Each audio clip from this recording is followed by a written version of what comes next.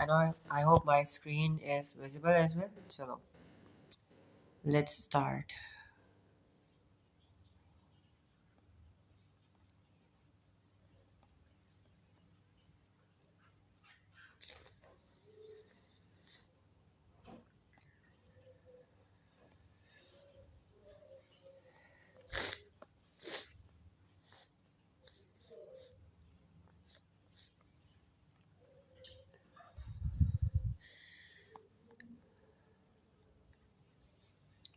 ये रहा पहला सवाल.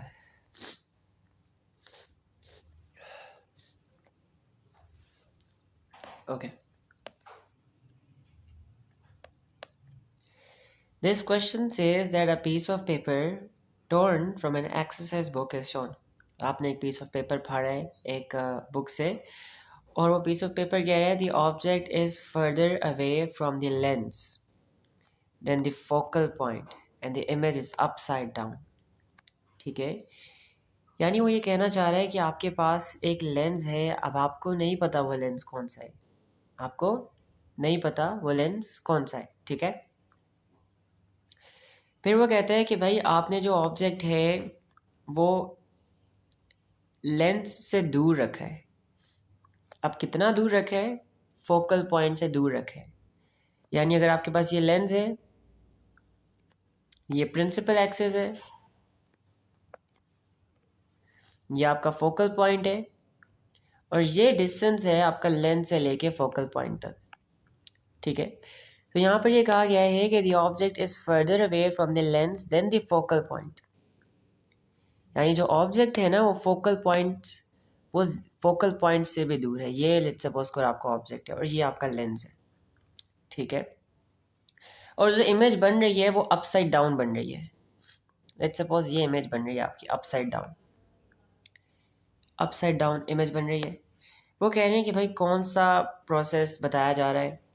तो the formation of a visual image. तो बताओ मुझे, जब दोनों इमेजेस लेंस की ऑपोजिट साइड्स पे होती हैं तो इमेज आपकी रियल बनती है या विजुअल बनती है? बताओ, जल्दी से बताओ मुझे. रियल बनती है, शाबाश. तो ए और बी तो बाहर हो गए. अब कौन सा लेंस है जो विजुअल इमेजेस बनाता है? Converging lens. कौन सा लेंस है? Converging lens. हमेशा याद रखो कि आपके पास जो डाइवर्जिंग लेंस होता है ना उससे जो रेज निकलती हैं, let me show you guys as well. Diverging lens से जो रेज निकलती हैं, किधर गया, ये देखो. डाइवर्जिंग लेंस से जो रेज निकलती हैं ये कभी मीट करती ही नहीं है, तो हम इनको ट्रेस बैक करते हैं, फिर जाके आपकी इमेज बनती है. तो इसकी केस में हमेशा जो इमेज बनती है वो विजुअली बनती है, वो कभी रियल नहीं बनती है. जो रियल इमेज बनती है वो सिर्फ किस में बनती है? सिर्फ कन्वर्जिंग लेंस में बनती है. ठीक है, अच्छा, ये तो क्लियर हो गया. तो कहाँ गया पेपर, कहाँ गया ये रहा. ठीक हो गया. तो ए नहीं हो सकता, बी भी नहीं हो सकता. सी कहते हैं the formation of a real image by diverging lens. नहीं, डाइवर्जिंग लेंस से आप रियल इमेज नहीं बना सकते. रियल इमेज बनती है किससे? कन्वर्जिंग लेंस से बनती है. तो option D is the correct one. बताओ, ये सवाल समझ आया? जल्दी से क्लियर लिखो ताकि आगे जा सके. चैट बॉक्स में जल्दी से क्लियर लिख दो. बेहतरीन हो गया. नेक्स्ट सवाल. बहुत इंटरेस्टिंग क्वेश्चंस हैं आज.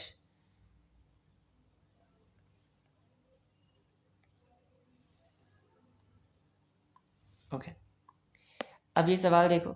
अ गर्ल इज लॉन्ग साइटेड. अच्छा मुझे बताओ, लॉन्ग साइटेड का मतलब क्या होता है? दूर का सही नज़र आता है या करीब का सही नज़र आता है? क्या ख्याल है, ज़रा सोच के बताओ. हाँ जी, लॉन्ग साइटेड का मतलब ये है कि भाई दूर का सही नज़र आता है. लॉन्ग साइटेड का क्या मतलब है? लॉन्ग साइटेड का मतलब ये है कि दूर के ऑब्जेक्ट्स क्लियर नज़र आते हैं लेकिन करीब के नज़र नहीं आते हैं सही. ठीक है, करीब के सही नज़र नहीं आते. Which statement is correct? कौन सी स्टेटमेंट सही है जी? She sees close objects less clearly than a person with normal vision. तो क्या ये सही है बताओ? लॉन्ग साइटेड भाईजान वो आंखें होती हैं जिनको करीब का सही नज़र नहीं आता है, दूर का सही नज़र आता है। और ऑप्शन ये कहती है कि भाई she sees close objects less clearly, जो करीब चीज़ें हैं वो थोड़ी धुंधली नज़र आती हैं as compare to normal vision. सही बात है ना, दूर का क्लियर नज़र आता है, करीब का क्लियर नज़र नहीं आता है। तो ऑप्शन ये सही कह रहे हैं। लेकिन बाकी ऑप्शन भी देखते हैं। She sees distant objects more clearly than a person with normal vision. ऐसी बात तो नहीं है। अगर आप लॉन्ग साइटेड हो इसका मतलब ये नहीं है कि आप दूर का बाकियों से ज़्यादा अच्छा देखने लग जाओगे। दूर का आपका विजन नॉर्मल ही होगा, लेकिन करीब का ख़राब हो जाएगा। करीब की चीज़ें आपको ब्लरी नज़र आएंगी, धुंधली नज़र आएंगी। तो option B is wrong. Option C कहते हैं the fault is corrected with a diverging lens. अब भाई इस फॉल्ट को डाइवर्जिंग लेंस से करेक्ट किया जाता है। कहाँ गया? लॉन्ग साइटेड, ये लॉन्ग साइटेड। ठीक है। अब देखो लॉन्ग साइटेड में मसला ये होता है कि आपकी इमेज ना रेटिना के पीछे बन रही होती है, राइट? रेज जो है वो कम कन्वर्ज होती हैं, तो उनको ज़्यादा कन्वर्ज करने के लिए आप कौन सा लेंस यूज़ करते हो? आप कन्वर्जिंग लेंस यूज़ करते हो, ना कि डाइवर्जिंग लेंस। ठीक है, तो लॉन्ग साइटेड में आप कौन सा लेंस यूज़ करते हो? कन्वर्जिंग, डाइवर्जिंग नहीं। The image of a close object is formed in front of their retina. नहीं जी नहीं, रेटिना के पीछे बनती है, रेटिना के आगे नहीं। अगर ये आपका रेटिना है ना तो इमेज यहाँ बननी होगी, उसके आगे नहीं बननी होगी। तो कौन सी ऑप्शन सही है? Option A is correct. Does it make sense? जल्दी से बताओ, क्या ये सवाल सबको समझ आया? जल्दी से क्लियर करो। ठीक है, अनुष्का को समझ आ गया, सारा, मरियम, मनीजे,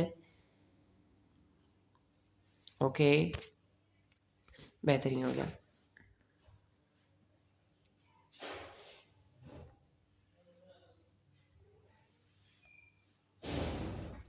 अगले सवाल पे आ जाओ। अब वो कहते हैं two rays of light passes through a lens in region x.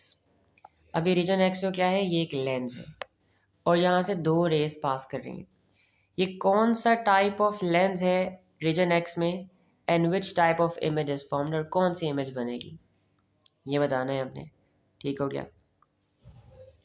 तो सबसे पहले तो हमें ये पता है कि भाई जब भी कोई भी लाइट रे किसी भी लेंस के, चाहे वो कन्वर्जिंग है चाहे वो डाइवर्जिंग है, वो बिल्कुल सेंटर से गुजरे, वो सीधी गुजर जाती। तो इस रे को देख के हम नहीं बता सकते कि भाई ये रे, ये लेंस कन्वर्जिंग है या डाइवर्जिंग है, लेकिन ये रे जो है ना ये सब कुछ खोल के रख रही है। ये रे इनिशियली सीधी जा रही थी, है ना, ये इसका ओरिजिनल पाथ था, और ये ओरिजिनल पाथ से दूर हो गई।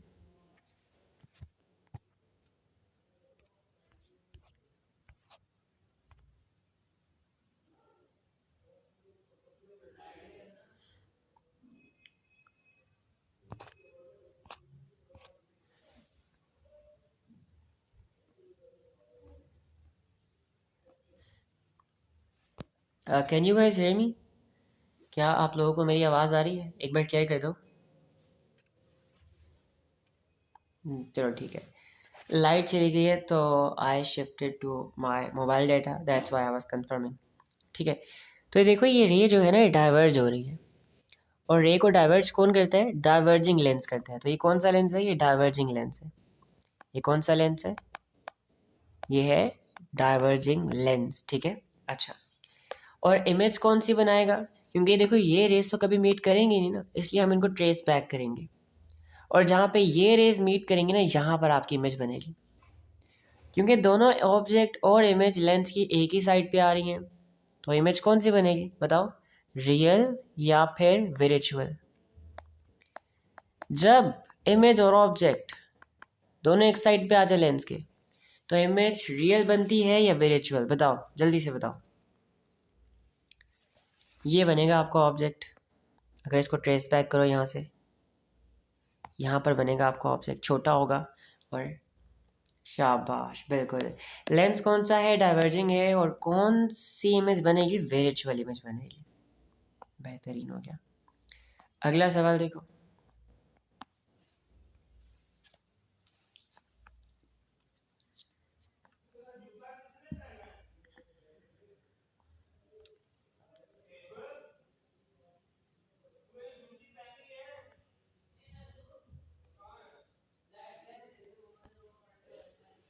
अच्छा, in which optical instrument is the distance between the object and the lens less than the focal length of the lens? कौन से इंस्ट्रूमेंट में ऑब्जेक्ट का और लेंस का जो डिस्टेंस होता है वो फोकल लेंथ से कम होता है? चलो चलते हैं वापस, देखते हैं एक एक करके।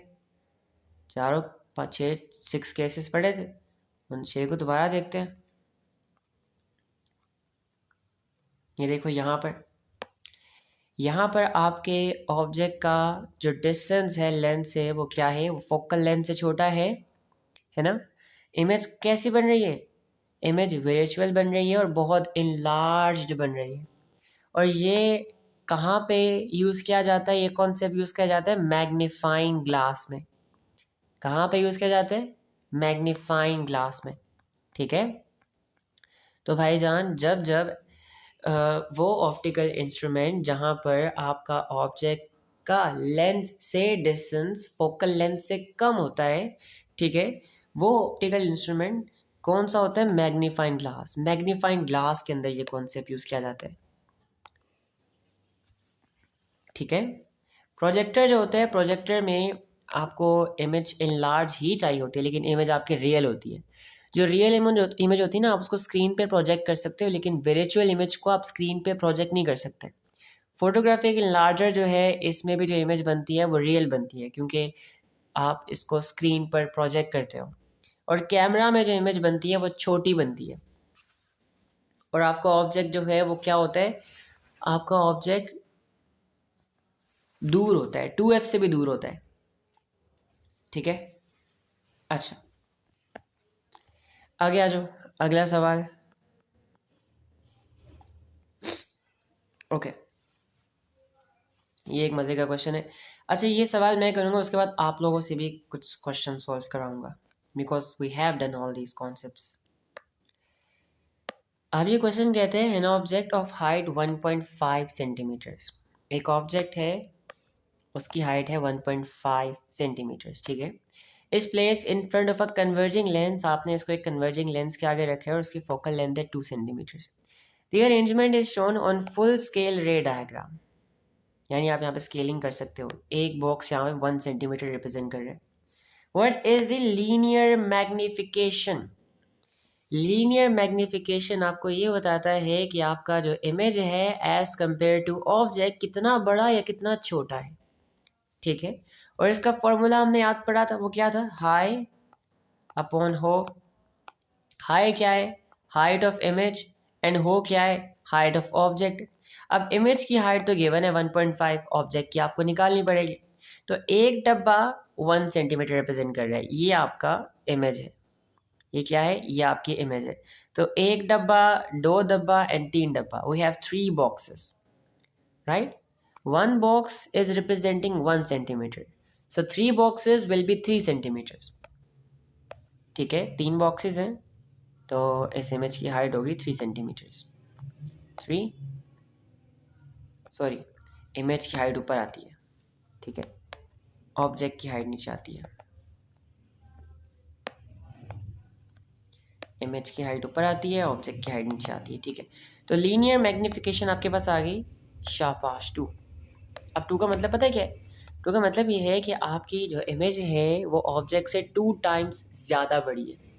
इमेज की हाइट ऑब्जेक्ट से 2 टाइम्स है, ये आपको लीनियर मैग्निफिकेशन बताता है। ठीक हो गया? ओके, अगला सवाल देखो। अब ये क्वेश्चन सॉल्व करो, कोशिश करो सॉल्व करने की। आप लोगों के पास 1 मिनट का टाइम है। Try to solve this question. मैं पढ़ देता हूँ। A beam of light is incident on a thin converging lens. आपको फोकल पॉइंट गिवन है, F is one focal point of the lens, which ray diagram shows the light after it has passed through the lens. Okay, क्या ख्याल है?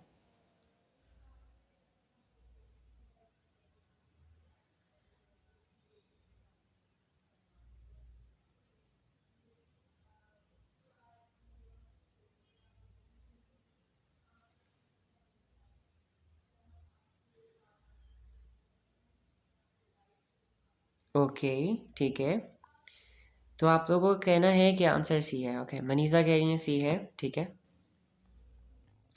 सारा कह रही है answer B है। Alright, anyone else? Any more answers? क्या ख्याल है?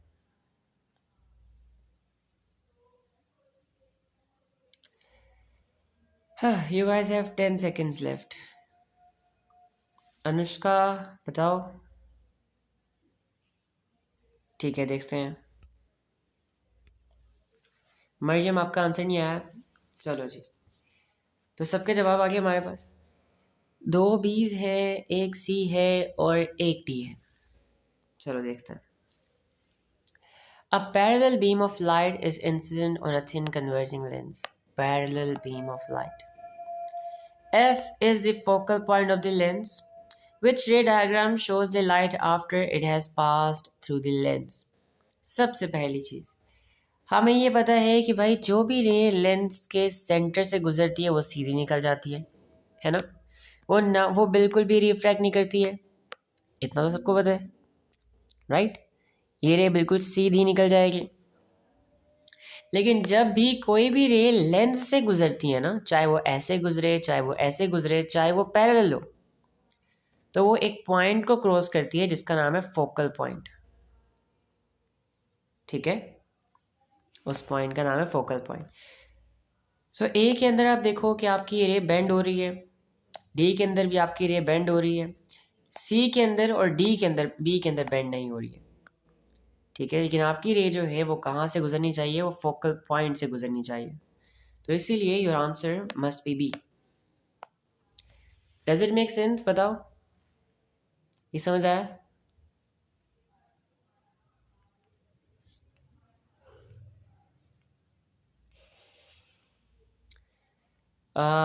मेरी स्क्रीन लैग तो नहीं कर रही?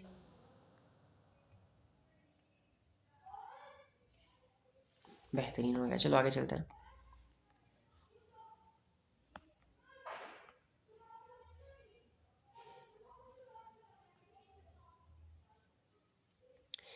ओके, ये वाला क्वेश्चन देखो। Which diagram shows the action of converging lens on a parallel beam of light? बताओ, आपके पास कुछ बीम ऑफ लाइट्स हैं, ए में, बी में, सी में और डी में। सामने एक कन्वर्जिंग लेंस है, तो जब रेज कन्वर्जिंग लेंस से गुजरेंगी तो क्या होगा उनके साथ? बताओ। ठीक है, सारा कह रही है D. All right, Mariam, Anushka, मनी से आप लोग भी बताएं। 1 मिनट का टाइम है, आराम से करें सॉल्व।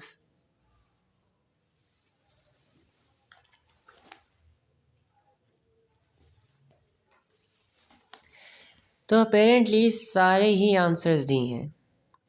ओके, जो कन्वर्जिंग लेंस होता है ना, कन्वर्जिंग लेंस का काम क्या है? सी से कन्वर्जिंग, सी से करीब लाना, रेस को करीब लेके आना, कन्वर्ज करना उन्हें। अब ए में क्या हो रहा है? देखो, सेंटर वाली लाइन तो सीधी ही निकल जाएगी, हमें पता है।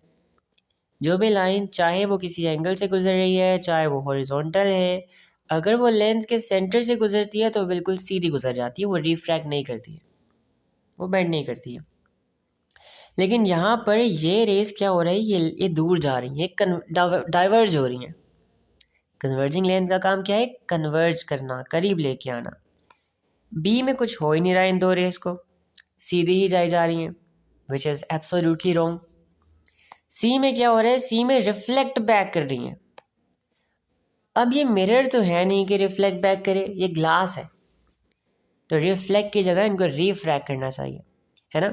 डी में देखो, सीधा सेंटर वाली लाइन सीधी निकल गई, बट हाउ एवर दो पैरेलल लाइन जो ऊपर नीचे थी वो क्या हो रहे हैं? वो बेंड कर रही हैं और करीब आ रही हैं, राइट? तो यहाँ पर क्या हो रहा है? रेज एक्चुअली कन्वर्ज हो रही है। तो या D is your answer. A very simple question. ठीक है, आगे आ जाओ। क्वेश्चन नंबर 9 के बाद कौन सा सवाल था? अच्छा, ये क्वेश्चन सॉल्व करो, बिल्कुल सिमिलर क्वेश्चन जैसे पहले था। You just have to find the linear magnification. निकालो।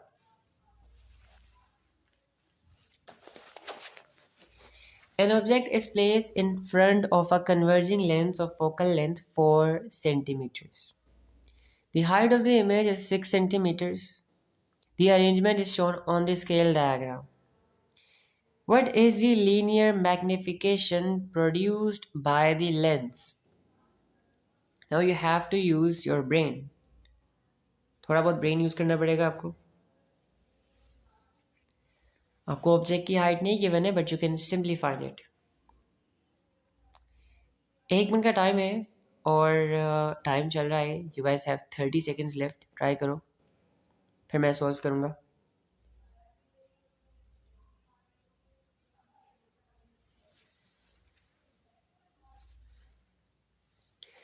ओके, सारा का कहना है सी. चलो देखते हैं.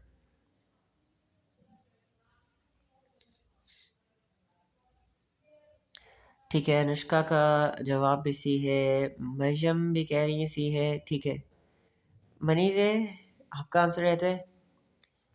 Okay, times up. अब मेरी बारी. चलो, मनीष का आंसर आ गया था, तो सबने आंसर सीख लिया. Let's see. आपको ये पता है कि आपके पास इमेज की हाइट क्या है? 6 सेंटीमीटर है. मतलब यानी यहाँ से लेके ये वाली हाइट जो है वो कितनी है? That is 6 centimetres. ठीक है, और कितने बॉक्सेस आ रहे हैं? 1 2 3 बॉक्सेस आ रहे हैं. यानी 3 बॉक्सेस जो हैं वो कितनी हाइट रिप्रेजेंट कर रहे हैं, कितनी लेंथ रिप्रेजेंट कर रहे हैं? वो 6 सेंटीमीटर्स की लेंथ रिप्रेजेंट कर रहे हैं. मतलब एक बॉक्स की लेंथ कितनी होगी? एक बॉक्स की लेंथ इस हिसाब से 2 सेंटीमीटर्स होगी, है ना. एक बॉक्स कितनी लेंथ रिप्रेजेंट कर रहे हैं? 2 सेंटीमीटर्स की लेंथ रिप्रेजेंट कर रहे हैं. उन्होंने आपको स्केल बना के नहीं दिया था, वो आपने खुद फाइंड करना था. ठीक हो गया. अब इमेज की हाइट देखो, कितने बॉक्सेस हैं? ये रहा एक बॉक्स, ये रहा एक बॉक्स, और ये रहा हाफ बॉक्स. कितने बॉक्सेस हैं? 1.5 बॉक्सेस हैं. ठीक है, तो अगर 1 बॉक्स की हाइट 2 सेंटीमीटर्स है तो 1.5 बॉक्स की हाइट कितनी होगी? 3 सेंटीमीटर्स. या आप रेशियो मेथड से निकाल सकते हो. नाउ लीनियर मैग्निफिकेशन कैसे निकाली जाती है? हाई अपॉन हो, हाई अपॉन हो, height of image divide by height of object. Image की हाइट 6 है, ऑब्जेक्ट की हाइट 3 है. आपके पास लीनियर मैग्निफिकेशन आ गया 2 सेंटीमीटर. 2 सेंटीमीटर्स नहीं, सिर्फ 2. इसका मतलब ये है कि आपकी जो इमेज है, इमेज की जो हाइट है वो ऑब्जेक्ट की हाइट से 2 टाइम्स ज़्यादा है. ठीक है, yup, C is your answer. शाबाश. Okay, now solve this question. ये सवाल सॉल्व करो. An object is placed at a distance from a converging lens that is equal to twice the focal length of the lens. Which statement about the image is correct? बताओ.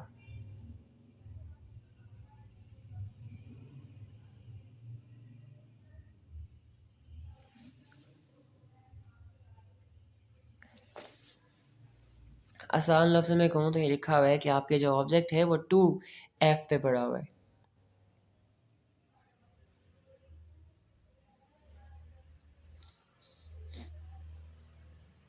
Okay, Manisha का कहना है it's B. ठीक है,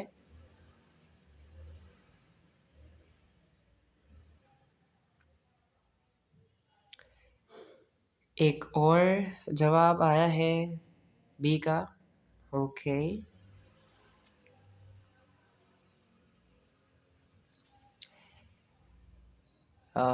Maryam and Anushka. ठीक है, एक और जवाब बी आया है. Alright, Anushka, waiting for you.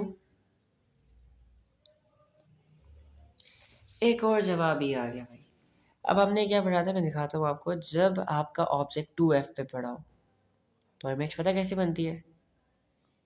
Image बनती है एग्जैक्ट सेम लेंथ की. कैसे बनती है? सेम लेंथ की बनती है. ठीक है, क्योंकि ऑपोजिट साइड्स पे है तो रियल होती है. सेम साइज की है तो ना ही डिमिनिश्ड है ना ही इनलार्ज है, और इन्वर्टेड है. क्या है? इन्वर्टेड है, ऊपर नीचे है.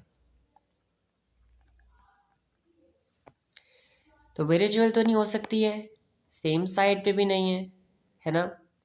इनलार्ज भी नहीं है, सेम साइज की है. तो only option that's left is B, and या दैट इज ट्रू. आपकी जो इमेज है वो इन्वर्टेड है. ओके, अगला सवाल. हम्म, ये वाला क्वेश्चन सॉल्व करो.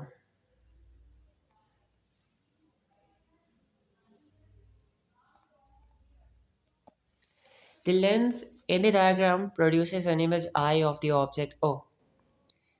Why is this not the ray diagram for a photographic enlarger? बताओ. ये रे डायग्राम फोटोग्राफिक enlarger की क्यों नहीं है? फोटोग्राफिक enlarger करता है क्या है कि इमेज को बड़ा दिखाकर स्क्रीन पर प्रोजेक्ट करवाता है.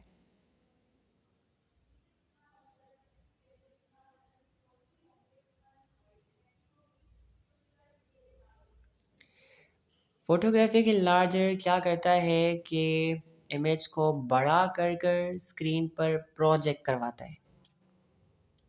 ओके. एक जवाब भी आया, दो जवाब हमारे पास बी के आ गए हैं, तीसरा भी बी का आया है. अनुष्का. बिल्कुल बी. क्योंकि देखो, स्क्रीन पर तभी कोई भी चीज़ प्रोजेक्ट हो सकती है अगर इमेज रियल बन रही हो.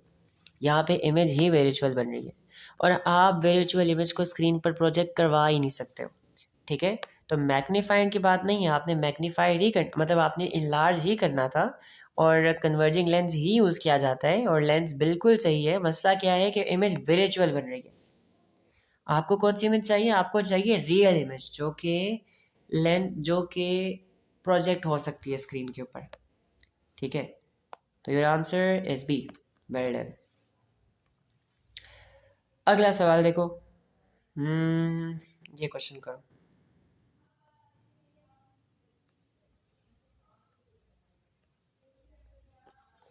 The diagram shows the path of two rays from the top of an object through a lens. अब क्या है आपके पास? डाइवर्जिंग लेंस है. The object is viewed from the opposite side of the lens to the object. यानी आप यहाँ से इस ऑब्जेक्ट को देखने की कोशिश कर रहे हो. तो आपको ये इमेज कैसी नज़र आएगी बताओ. आप यहाँ से इस इमेज को देखने की कोशिश कर रहे हो.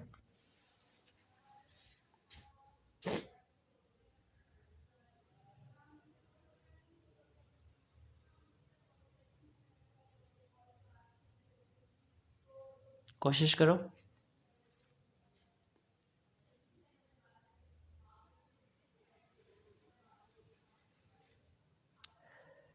ओके. तो एक जवाब डी आया है. ठीक है. अच्छा, सारा का कहना है आंसर इज बी. ठीक है. Anyone else? एक जवाब भाई डी आया है, एक जवाब बी आया है और दो जवाब, एक जवाब, हाँ दो बी आ गए. चलो ठीक है. अच्छा देखो, तो भाई देखो, ये रेस तो कभी मिलने वाली है ही नहीं ना. यहाँ तो इमेज नहीं बन सकती. जो डाइवर्जिंग लेंस होते हैं ना, ये जो इमेज बनाते हैं वो वर्चुअल होती है. यानी वो सेम साइड पे बनती है जिस साइड पे ऑब्जेक्ट होते हैं. और वो कैसे बनाते हैं? हम इन दो रेस को ट्रेस बैक करते हैं. हम इन दोनों रेस को ट्रेस बैक करते हैं और जहाँ पर ये मिल रही होती हैं वहाँ पर आपकी इमेज बनती है. इमेज आपकी यहाँ पर बनेगी. ठीक है. तो क्या है, आपकी इमेज जो है वो ऑब्जेक्ट से छोटी है और सेम वे जिस तरह वो ऊपर की तरफ है ये भी ऊपर की तरफ है. लार्जर नहीं होगी. क्यों लार्जर नहीं होगी? क्योंकि ये कभी रेज जो डाइवर्ज हो रही हैं कभी मिलेंगी नहीं. अगर आपकी इमेज बनेगी ना तो हमेशा होगा ये कि दोनों रेज मिलेंगी. राइट. लेकिन ये रेज तो कभी मिलेंगी ही नहीं आपस में. ये इनके दरमियान फासला बढ़ता ही जाएगा. तो हम इनको पीछे की तरफ ट्रेस बैक करते हैं, फिर हमारी इमेज बनती है और ये इमेज छोटी बन रही है ऑब्जेक्ट से. तो छोटी बन रही है और क्या है, सेम वे. अब जैसे वो ऊपर है बिल्कुल वैसे ही ये भी ऊपर है. ठीक है. अच्छा ठीक हो गया. क्या है सवाल समझ आया? बताओ आगे चले.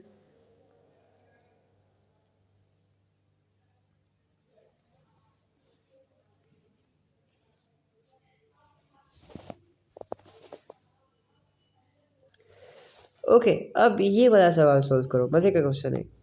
What is the name and the shape of the lens used to correct short sight? Short side का मतलब क्या है कि भाई करीब का सही नज़र नहीं आता है, दूर का सही नज़र आता है। क्या करें?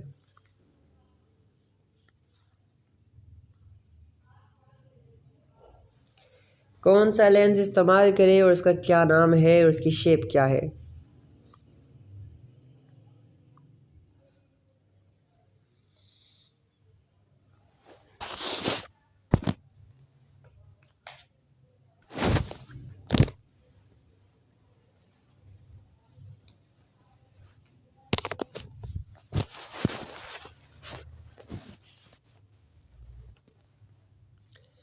तो एक आंसर आया है जी डी, एक आया है बी। ठीक है, और बताओ।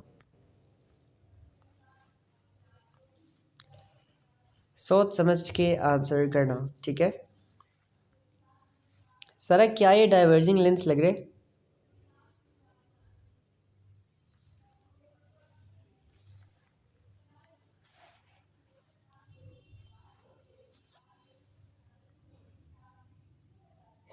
अच्छा ठीक है, ओके ओके, ऑलराइट, बेहतरीन हो गया, चलो ठीक है। तो शॉर्ट साइटेड बेसिकली वो आंखें होती हैं जिनको करीब का करीब का सही नज़र आता है, दूर का सही नज़र नहीं आता है। जब वो दूर का देखने की कोशिश करते हैं तो जो आपके रेज है ना लाइट की, वो रेटिना से पहले मीट कर जाती हैं। आपकी इमेज रेटिना से पहले फॉर्म हो जाती है। तो इनको थोड़ा कम कन्वर्ज करने के लिए आप पहले एक डाइवर्जिंग लेंस लगाते हो। वो दूर से आने वाली रेस को पहले ही थोड़ा सा डाइवर्ज कर देती है, ताकि जब आप वो कन्वर्ज हों तो बिल्कुल रेटिना के ऊपर मीट करें। ठीक है, तो इसके लिए आपको कौन सा लेंस चाहिए होता है? इसके लिए आपको डाइवर्जिंग लेंस चाहिए होता है। और डाइवर्जिंग लेंस इस तरह का दिखता है और उसका नाम क्या है? डाइवर्जिंग। तो आपका सही आंसर क्या है? सी। क्या सबको समझ आया ये बताओ? Is this question clear? आगे चले।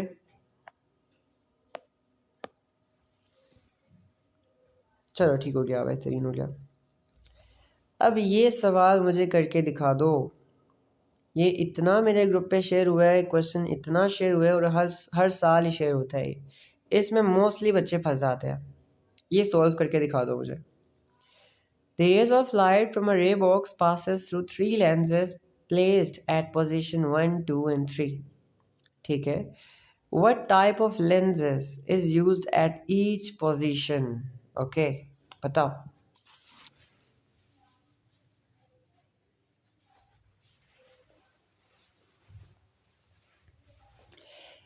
इसके लिए मैं आपको पूरे 2 मिनट का टाइम देता हूँ।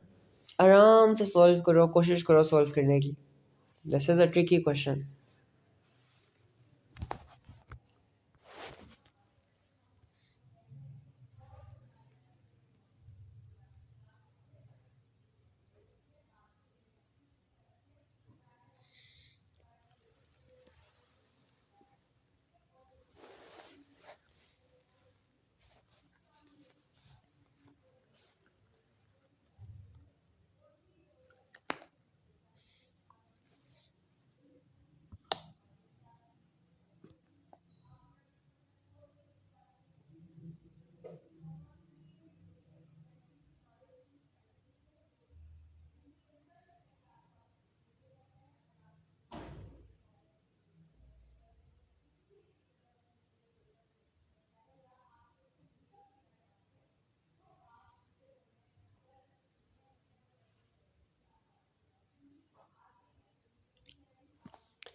किसी को नहीं आ रहा?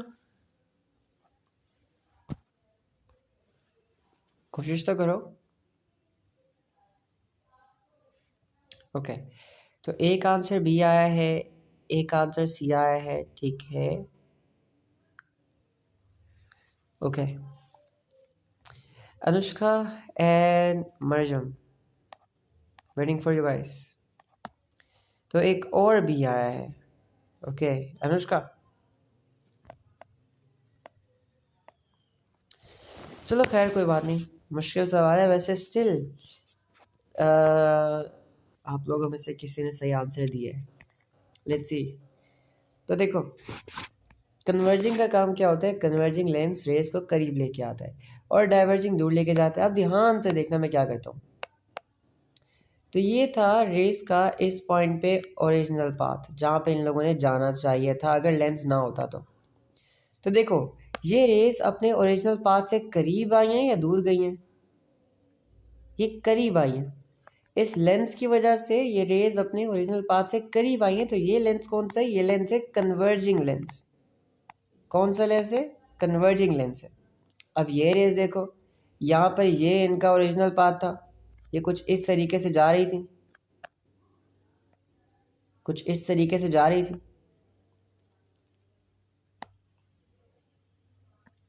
और क्या हुआ? ये अपने ओरिजिनल पाथ से दोबारा करीब आ गई। तो फिर से ये कौन सा लेंस है? फिर से ये कन्वर्जिंग लेंस है।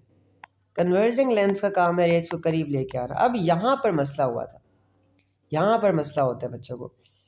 यहाँ पर रेस क्या हो रहा था? यहाँ पर रेस का ओरिजिनल पाथ ये था, ये रेस का ओरिजिनल पाथ था अगर लेंस ना होता तो ये अपने ओरिजिनल पाथ से दूर चली गई। देखो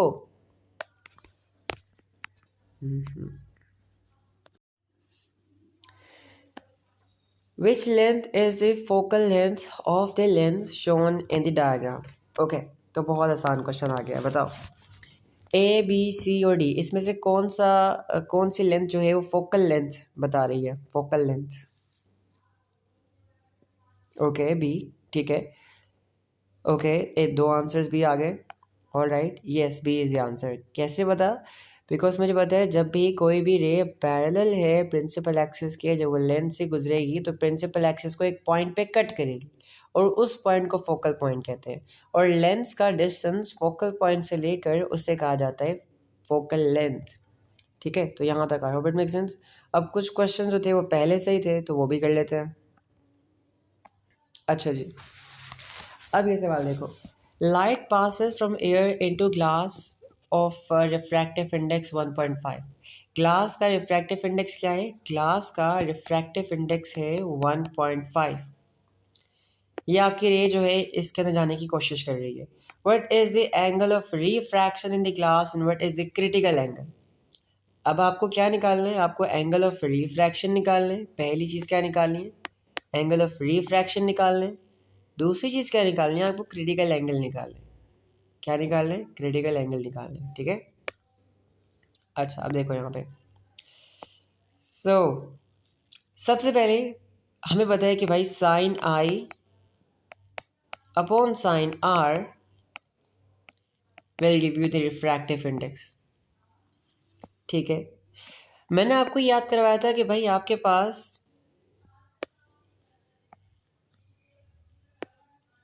साइन आई अपॉन साइन आर जो है ये आपको क्या देता है? ये आपको रिफ्रैक्टिव इंडेक्स देता है।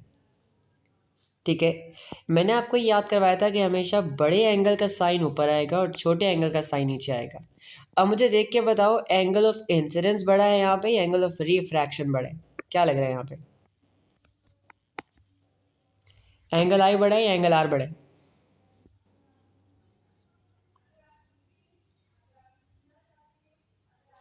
कौन सा एंगल बड़ा दिख रहा है? एंगल आई या एंगल आर? आई, शाबाश, आई बड़ा दिख रहा है। ठीक है, तो आई विल से कि भाई sine 57 upon sine r. Sine r नहीं पता हमें, ये हमें रिफ्रैक्टिव इंडेक्स देगा और रिफ्रैक्टिव इंडेक्स हमें ऑलरेडी गिवन है।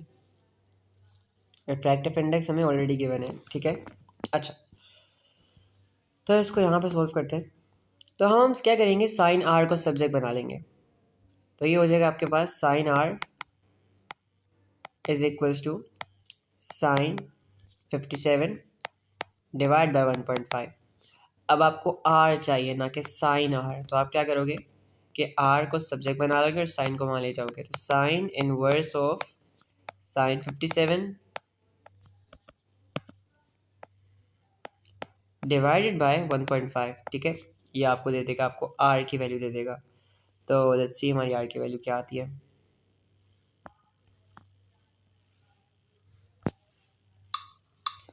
Sine inverse of sine 57 divide by 1.5। तो एंगल ऑफ रिफ्रैक्शन जो है वो आपके पास क्या आ रहा है? 33.99। या राउंड ऑफ करके 34 डिग्रीज कह सकते हैं। अब क्रिटिकल एंगल कैसे निकालें? हमने एक और फॉर्मूला पढ़ा था लाइक रिफ्रैक्टिव इंडेक्स का, और वो क्या था? Refractive index is equal to 1/sin c। क्या था? 1/sin c। अब ये c क्या था? ये c था critical angle. c was your critical angle. ठीक है, तो हमारे पास रिफ्रैक्टिव इंडेक्स है, तो हम क्या करेंगे? साइन सी को सब्जेक्ट बना लेंगे। तो रिफ्रैक्टिव इंडेक्स कितना है? 1.5 is equals to 1/sin c। तो ये वहाँ जाके मल्टीप्लाई होगा, फिर 1.5 को यहाँ जाके डिवाइड करवा देंगे। तो sine C is equals to 1 divide by 1.5। हमें सी चाहिए ना कि साइन सी, तो साइन इनवर्स ऑफ 1/1.5। ठीक है, तो sine inverse of 1/1.5, it will give you the critical angle which is 42. This angle C मतलब critical angle is equals to 42 degrees. So your answer is 34 angle of refraction and 42 the critical angle. क्या ये सबको समझ आया? आगे चले, बताओ।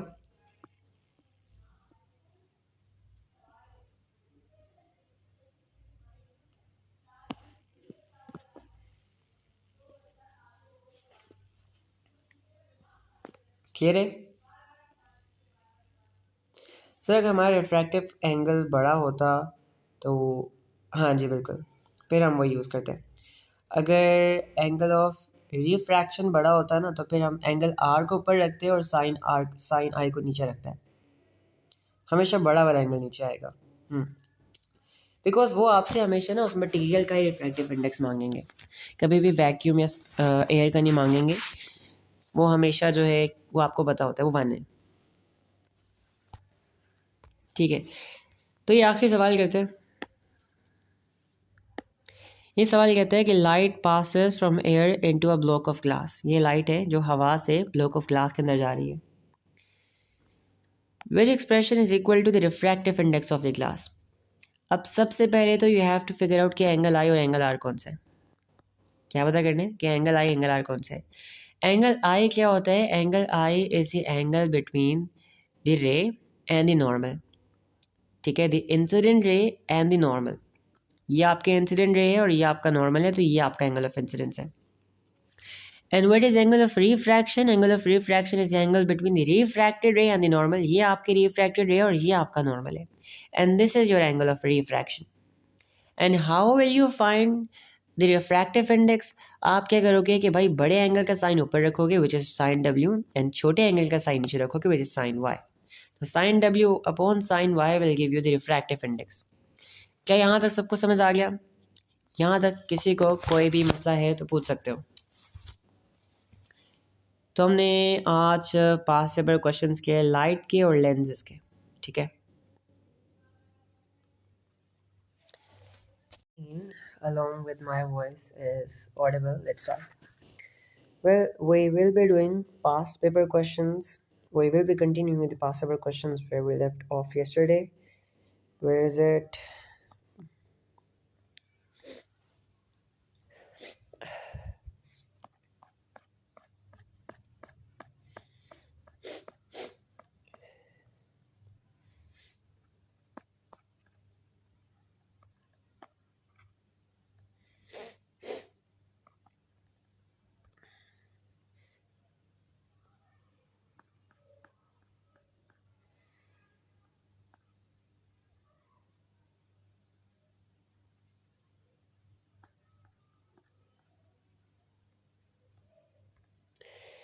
Okay, तो पहला सवाल, Mariam give it a try. ठीक है, ट्राई करें क्वेश्चन सॉल्व करने की, then I will explain. You have 1 minute to solve this question. Try solving it and then I'll solve it.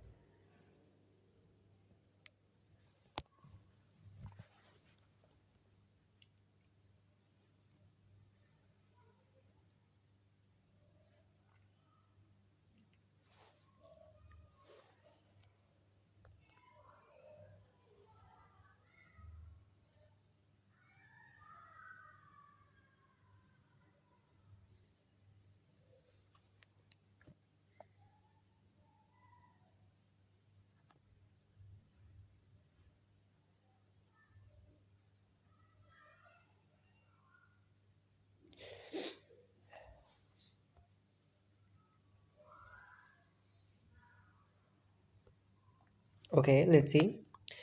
So, yes, the answer is D, but why? Let's see. Rays are deviated by a prism. Rays are deviated by a prism. ठीक है, इसका मतलब ये है कि light rays जो है ना वो डिविएट हो रही है, देखें, जब वो प्रिज्म के अंदर जा रही है. The deviation angle D is measured for light rays of different frequencies. ये जो डेविएशन का एंगल है ना, ये मेजर किया गया है डिफरेंट फ्रीक्वेंसीज की लाइट का. डिफरेंट फ्रीक्वेंसीज के लाइट का एंगल ऑफ डेविएशन मेजर किया गया है, including blue light and red light. Which graph of D against frequency is correct. अच्छा, एक बात, छोटा सा कॉन्सेप्ट है, वो याद रखें कि जिसकी फ्रीक्वेंसी ज़्यादा होती है ना, जिसकी फ्रीक्वेंसी ज़्यादा होती है उसका रिफ्रैक्टिव इंडेक्स ज़्यादा होता है. क्या होता है? उसका रिफ्रैक्टिव इंडेक्स ज़्यादा होता है. और एक रे का रिफ्रैक्टिव इंडेक्स जितना ज़्यादा होता है, जब वो मीडियम चेंज करता है उसकी स्पीड में उतना ही ज़्यादा चेंज आता है, यानी वो उतना ही ज़्यादा बेंड करता है. और जितना ज़्यादा एक वेव बेंड करेगी अपना मीडियम चेंज करने पे, उतना ज़्यादा एंगल ऑफ डेविएशन होगा, है ना, उतना ज़्यादा एंगल ऑफ डेविएशन होगा. ऐसा ही है, ठीक है. तो इसका मतलब ये है कि अगर एक वेव जिसकी फ्रीक्वेंसी कम है वो कम डेविएट करेगी, और वहीं पे अगर एक वेव जिसकी फ्रीक्वेंसी ज़्यादा है वो ज़्यादा डेविएट करेगी, राइट. तो इससे हमें एक चीज़ समझ आई, क्या, कि एंगल ऑफ डेविएशन का, ये वाले एंगल का डायरेक्ट रिलेशन है फ्रीक्वेंसी के साथ. तो जैसे जैसे आपकी फ्रीक्वेंसी बढ़नी चाहिए, आपका एंगल, आपकी डिविएशन भी बढ़नी चाहिए, यानी आपका ग्राफ इंक्रीजिंग होना चाहिए. तो या तो आपका आंसर बी हो सकता है या तो आपका आंसर डी हो सकता है, ठीक है. अब हमें ये पता है कि red, orange, yellow, green, blue, indigo, violet, rainbow colours में रेड की फ्रीक्वेंसी सबसे कम होती है और ब्लू की फ्रीक्वेंसी सबसे ज़्यादा होती है. ब्लू की फ्रीक्वेंसी रेड से ज़्यादा होती है, ठीक है. लेकिन यहाँ पर देखो, यहाँ पर उन्होंने दिखाया है कि ब्लू की फ्रीक्वेंसी रेड से कम है. ये रेड की फ्रीक्वेंसी और ये ब्लू की फ्रीक्वेंसी है. यहाँ पर ये दिखाया है कि ब्लू की फ्रीक्वेंसी रेड से कम है, जो कि गलत है. और यहाँ पर दिखाया हुआ है कि ब्लू का डिविएशन भी कम है रेड से, वो भी गलत है, ठीक है. तो रेड की फ्रीक्वेंसी कम होती है, रेड कम डेविएट करेगा, रेड कम डेविएट करेगा. ब्लू की फ्रीक्वेंसी ज़्यादा होती है, ब्लू ज़्यादा डेविएट करेगा, बिल्कुल ब्लू ज़्यादा डेविएट करेगा. तो जो हमारी एक्सप्लेनेशन को सेटिस्फाई कर रहा है वो ऑप्शन डी है. Is it clear? वैसे आपने आंसर सही बताया, वेल डन.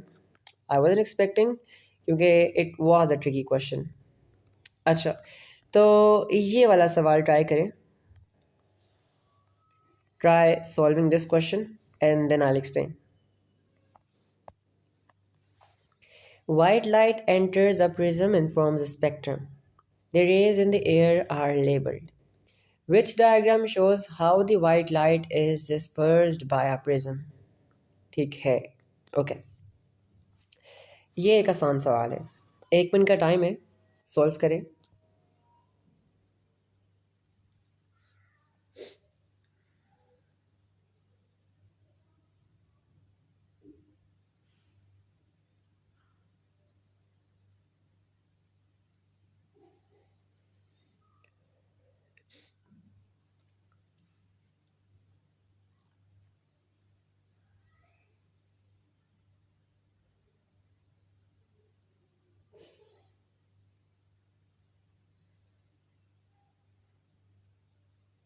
ओके, तो आपका कहना है द आंसर इज बी.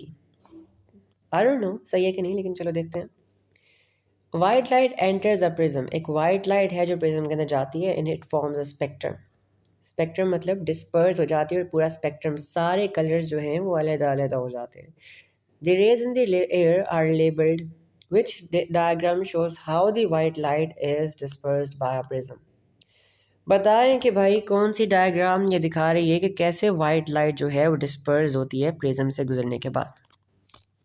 अच्छा, अब एक चीज़ देखें, पहले हम ए में और बी में देखते हैं. तो यहाँ पर डिस्पर्जन क्यों नहीं हो रही है, हालांकि होनी चाहिए. है ना। हमने पढ़ा है कि जब आपकी रे किसी सरफेस से बिल्कुल परपेंडिकुलर गुजरती है, जैसे ये ग्लास है, ग्लास की सरफेस है और आपकी रे बिल्कुल परपेंडिकुलर गुजर रही है इससे, इन दैट केस ओनली जो लाइट है वो रिफ्रैक्ट नहीं करती है। लेकिन यहाँ पर देखो, ये नॉर्मल है और एक एंगल ऑफ इंसिडेंस है, यहाँ पर भी ये नॉर्मल है और एक एंगल ऑफ इंसिडेंस है, लेकिन रे रिफ्रैक्ट नहीं कर रही है यहाँ पर शुरू में। That is wrong. रे को रिफ्रैक्ट करना है जब वो मीडियम चेंज कर रही है एक सर्टेन एंगल पे, तो इट मस्ट रिफ्रैक्ट। तो रिफ्रैक्शन यहाँ से ही शुरू होनी चाहिए, बाद में नहीं। ठीक है, ये मिस्टेक जो है वो एक डाउट रह जाता है सबके दिमागों में, तो याद रखिएगा रिफ्रैक्शन शुरू से स्टार्ट होगी, जैसे लाइट प्रिज्म के अंदर एंटर होगी, ये नहीं कि जब लेफ्ट करेगी तब रिफ्रैक्शन होनी चाहिए। फिर दूसरी बात यह है कि भाई सबसे ऊपर रेड आता है, सबसे नीचे वॉयलेट आता है, सबको पता है भाई। जिसकी फ्रीक्वेंसी सबसे कम है वो सबसे कम रिफ्रैक्ट करेगा, जिसकी फ्रीक्वेंसी सबसे ज़्यादा है वो सबसे ज़्यादा रिफ्रैक्ट करेगा। तो इस डिस्क्रिप्शन के हिसाब से सबसे सही आंसर कौन सा है? सी है। बताइए, ये समझ आया सवाल? आगे चलें मरियम। बेहतरीन हो गया। अच्छा, ये कौन आया है? Let me see. Anushka, welcome to the class. बताइए, आपको समझ आया अनुष्का?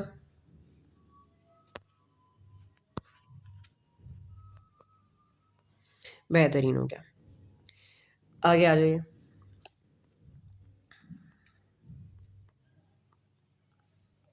ओके, तो क्वेश्चन नंबर 3 सॉल्व करें। क्वेश्चन नंबर 3 सॉल्व करें, शाबाश। The following list shows colours of spectrum, which list shows these colours in order of increasing frequency. आपको कौन सी ऑप्शन इंक्रीजिंग फ्रीक्वेंसी के हिसाब से कलर्स के नाम लिखे हुए हैं ये बता दें। इजी सवाल है, 1 मिनट का टाइम है, वो शुरू हो चुका हुआ है। सॉल्व करें सवाल।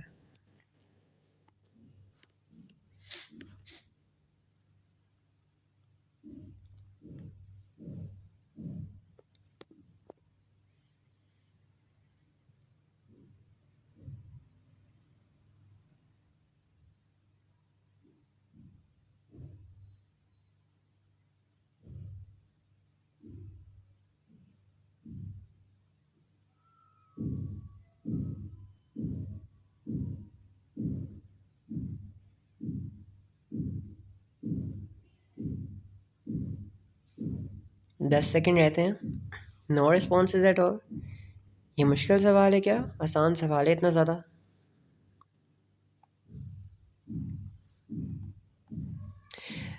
मरियम एंड अनुष्का ट्राई करें, शाबाश। बहुत आसान सवाल है, मुश्किल तो नहीं ज़रा भी। 5 सेकेंड बाकी। Okay, 3 is D, all right. See, चलो ठीक है। एक जवाब आया जी सी और एक जवाब आया जी डी, तो दोनों को ग्रीन कर देते हैं because I believe in you guys. देखते हैं सही है कि नहीं। तो बेस्ट तरीका ये लिख लो, red, orange, yellow, green, blue, indigo, violet. तो आपने इंक्रीजिंग फ्रीक्वेंसी के हिसाब से देखना है। क्या देखना है? इंक्रीजिंग फ्रीक्वेंसी के हिसाब से। तो आपको पता है रेड से वॉयलेट पे जाते हुए फ्रीक्वेंसी डिक्रीज होती है, लेकिन वॉयलेट से रेड पे आते हुए फ्रीक्वेंसी इंक्रीज होती है। तो मैं उसको इंक्रीजिंग फ्रीक्वेंसी के हिसाब से लिख लूँगा, violet, indigo, blue, green, yellow, orange and red. ये आ गया आपका इंक्रीजिंग फ्रीक्वेंसी के हिसाब से ऑर्डर में। अब देखते हैं कौन सा इस ऑर्डर को फॉलो कर रहे हैं। तो पहले सी देखते हैं। तो रेड, हाँ रेड की सबसे कम है।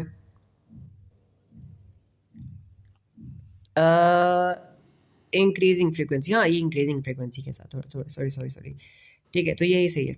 ऑलराइट, तो रेड की फ्रीक्वेंसी सबसे कम है, बिल्कुल। ऑरेंज की फ्रीक्वेंसी रेड से ज़्यादा है, बिल्कुल। वॉयलेट की फ्रीक्वेंसी ज़्यादा है ऑरेंज से, बिल्कुल। येलो की फ्रीक्वेंसी लेकिन वॉयलेट से कम है। रेड यहाँ तक तो इंक्रीज ही हो रही थी, लेकिन यहाँ पर आके डिक्रीज हो गई येलो पर, जो कि नहीं होनी चाहिए थी, तो ये तो ऑप्शन नहीं हो सकती है।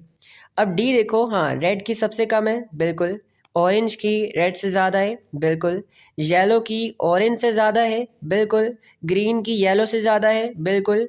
ब्लू की ग्रीन से ज़्यादा है, बिल्कुल। और वॉयलेट की सबसे ज़्यादा है। तो ये था एक इंक्रीजिंग पैटर्न, राइट। रेड की ऑरेंज की रेड से ज़्यादा, येलो की ऑरेंज से ज़्यादा, ग्रीन की येलो से ज़्यादा, ब्लू की ग्रीन से ज़्यादा और वॉयलेट की ब्लू से ज़्यादा। तो आपका सही जवाब बिल्कुल डी है। क्या ये सवाल समझ आया? किसने सी कहा था? Mariam, is it clear? समझ आया सवाल? आगे चलें? इफ सो चलो ठीक हो गया। क्वेश्चन नंबर 4 सॉल्व करो। 1 मिनट का टाइम है, 1 मिनट का टाइम स्टार्ट होता है अब। When light is dispersed by a prism compared with blue light, the red light is dash. Solve करो A, B, C या D. It's a pretty straightforward and easy question. कोशिश करो solve करने की। तो भाईजान एक जवाब आ गया है A. Okay Anushka, waiting for you, take your time, अभी पूरा 40 सेकंड पड़े हैं।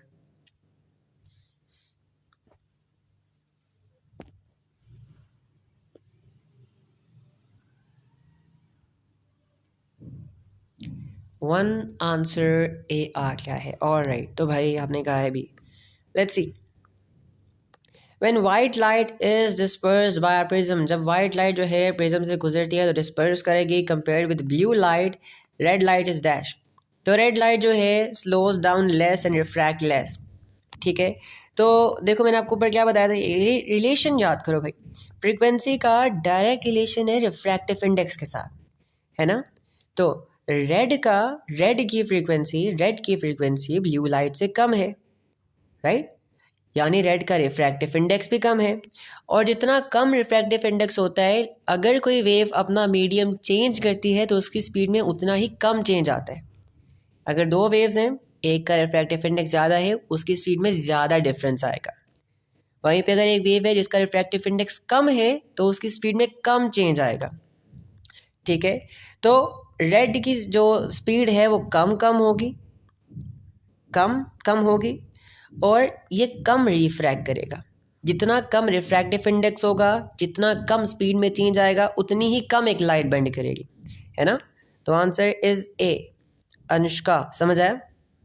रेड लाइट जो है it will slow down less because it has a lesser frequency, so lesser refractive index, and because it has a lesser refractive index, that why it will refract less as well, it will bend less, that's why the answer is B. all right, बेहतरीन हो गया। आगे आ जाओ, अगला सवाल आपकी screen पर। ये देखो, आज ज़्यादा क्वेश्चन है, इंशाल्लाह कोशिश करेंगे सारे ख़त्म करें। ये सवाल जल्दी से सॉल्व करो। विच statement about blue light is correct? भाई ब्लू लाइट के हवाले से कौन से स्टेटमेंट सही है? 1 मिनट का टाइम है, वो टाइम स्टार्ट होता है अब।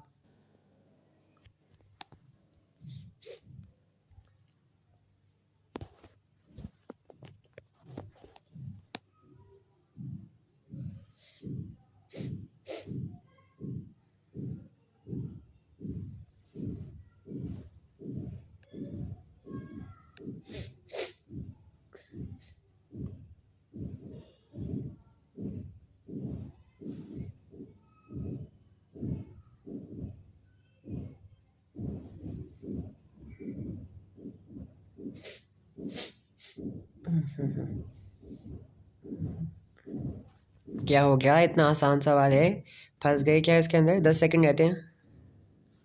उप्स। मरियम एंड अनुष्का सॉल्व करो। ठीक है, तो एक जवाब हमारे पास डी आ गया जी।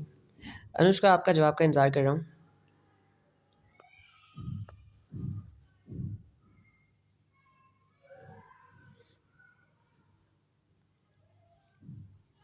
तो अनुष्का का कहना है ए। अच्छा अनुष्का, मैं आपको कहता हूँ सोच लें, A is not the answer, सोच लें, A is not the answer. एक चांस दिया आपको।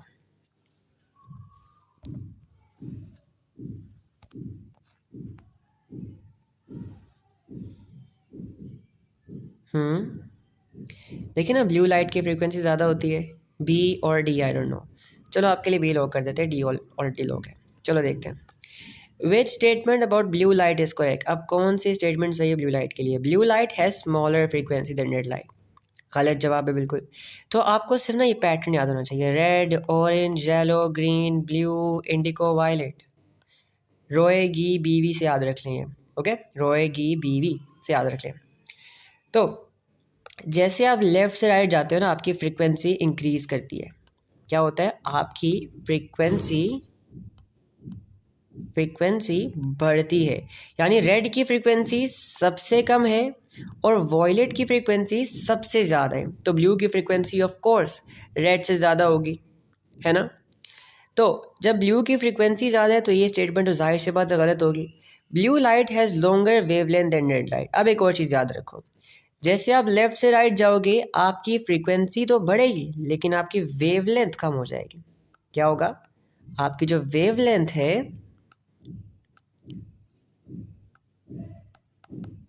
वो कम होगी, यानी रेड की वेवलेंथ सबसे ज़्यादा है, ठीक है, और वॉयलेट की वेवलेंथ सबसे कम है, राइट। तो ये भी गलत जवाब है, बिल्कुल रेड की वेवलेंथ ज़्यादा है ब्लू से। Blue light has the same speed in glass at red light, बिल्कुल गलत है, क्योंकि दोनों डिफरेंट फ्रिक्वेंसीज के हैं, डिफरेंट अमाउंट से रिफ्रैक्ट करते हैं, तो they will have different speeds in glass. अगर वैक्यूम की बात होती फिर सही होता। डी जो है बेस्ट आंसर है, blue is refracted more by glass prism than red light, क्योंकि ब्लू की फ्रीक्वेंसी ज़्यादा है। देखो ब्लू की फ्रीक्वेंसी रेड से ज़्यादा है, यानी ब्लू का रिफ्रैक्टिव इंडेक्स भी ज़्यादा है, तो ब्लू जो है वो ज़्यादा रिफ्रैक्ट करेगा, ज़्यादा बेंड करेगा एज़ कम्पेयर टू रेड। एक रट्टा मार लो बस कि जैसे जैसे आप रेड से ब्लू तक जाओगे आपकी जो बेंडिंग है, जो रिफ्रैक्शन है, वो क्या होगा, वो ज़्यादा होती जाएगी। बेंडिंग, रट्टा मार लो, नहीं याद हो रहा, बेंडिंग फ्रीक्वेंसी, ओहो, रिफ्रैक्शन इंक्रीजेस, ठीक है, यानी रेड जो है वो सबसे कम रिफ्रैक्ट करेगा लेकिन वॉयलेट सबसे ज़्यादा रिफ्रैक्ट करेगा। बेहतरीन हो गया, तो आंसर इज़ डी। अब मुझे जल्दी से बता दो कि समझ आया या नहीं, आगे चलें। Is it clear?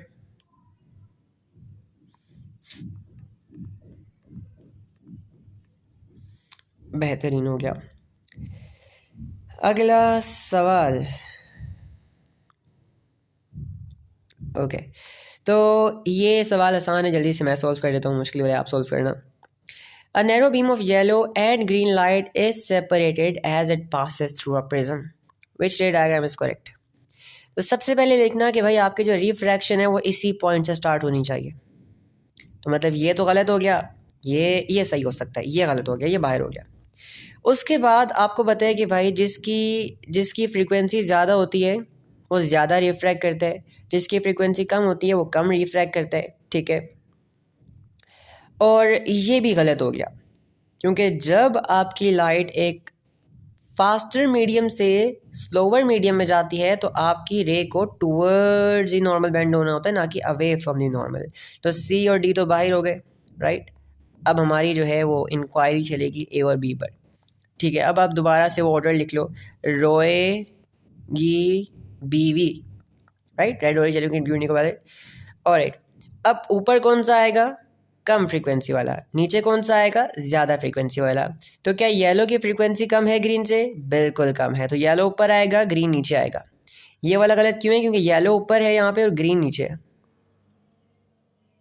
और देखो यहाँ पर भी येलो ऊपर है, यहाँ पर भी ग्रीन नीचे है, लेकिन सोचने वाली बात है कि सिर्फ एक का फ़र्क है, येलो के बिल्कुल बाद ग्रीन है, राइट। तो इतना ज़्यादा फ़र्क नहीं आ सकता डिस्पर्जन में, इतना ज़्यादा एंगल में फ़र्क नहीं आ सकता, एंगल में फ़र्क छोटा आएगा। क्यों छोटा आएगा, क्योंकि येलो के बिल्कुल बाद ग्रीन है, ग्रीन और येलो में बहुत छोटा डिफरेंस है फ्रीक्वेंसी का, ठीक है। तो B is that's why wrong. क्यों रॉन्ग है, क्योंकि इतना बड़ा डिफरेंस नहीं आ सकता, that's why the answer is A. मुझे बताओ ये सवाल समझ आया जल्दी से कि नहीं, आगे चलें।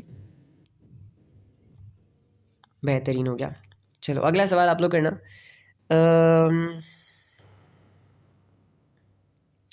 चलो भाई, अब आगे electromagnetic waves. Well this is a difficult question, मैं कर देता हूँ ये सवाल सॉल्व, नहीं बल्कि करो, आसान सवाल है। अ सैटेलाइट, 1 मिनट का टाइम है वो होता है, अब शुरू, सॉल्व करो। A satellite orbits the earth at a height of 300 kilometres above the surface. एक सैटेलाइट जो है वो अर्थ को ऑर्बिट कर रही है which is 300 kilometres above the surface, 300 kilometres ऊपर है सरफेस से, ठीक है। Speed of electromagnetic wave is this, speed आपको पता है सेम ही रहेगी, speed of light. What is the minimum time taken for a radio signal transmitted from Earth to reach the satellite? Time निकालना है कि भाई रेडियो वेव को कितना टाइम लगेगा अर्थ से सैटेलाइट तक पहुंचते हुए. Let me make a diagram for you guys as well. This is your प्यारी सी ज़मीन and this is a radio transmitter. This is a radio transmitter. ठीक है. And this is your satellite. This is your satellite, and the distance between them, the distance is 300 kilometers. और जो radio waves की speed है वो कितनी है 3 × 10⁸ metres per second. कितना टाइम लगेगा रेडियो वेव्स को ऊपर तक पहुंचने में, ये निकालना आप लोगों ने. निकालो शाबाश. 1 मिनट का टाइम है, आराम से निकालो. You still have 30 seconds left.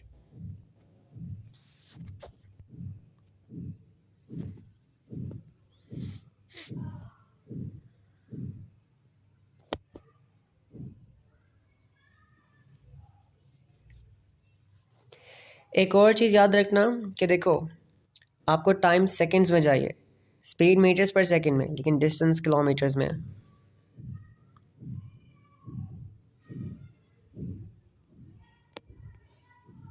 Solve कर रहे हो, टाइम ऊपर होने वाला है, सिर्फ 10 सेकंड रह गए.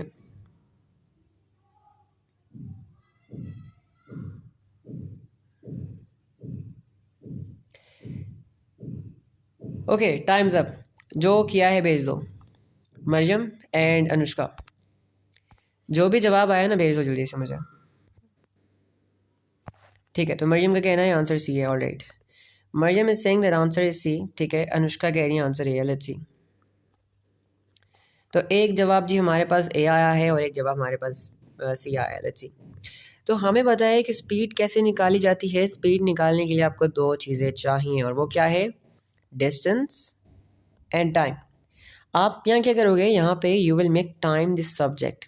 टाइम को सब्जेक्ट बना लो. Time equal speed divide by और डिस्टेंस डिवाइड बाय स्पीड. ठीक है. तो अब टाइम निकालने के लिए आप क्या करोगे, डिस्टेंस कितना है आपके पास, वो 300 किलोमीटर्स. इसको आप मीटर्स में कन्वर्ट करोगे. कैसे करोगे, 1000 से मल्टीप्लाई कर दो, डिस्टेंस मीटर्स में आ जाएगा. और स्पीड कितनी है, स्पीड हमें पता है 3 × 10⁸ metres per second. This will give you the value. Let's see what the answer comes out to be.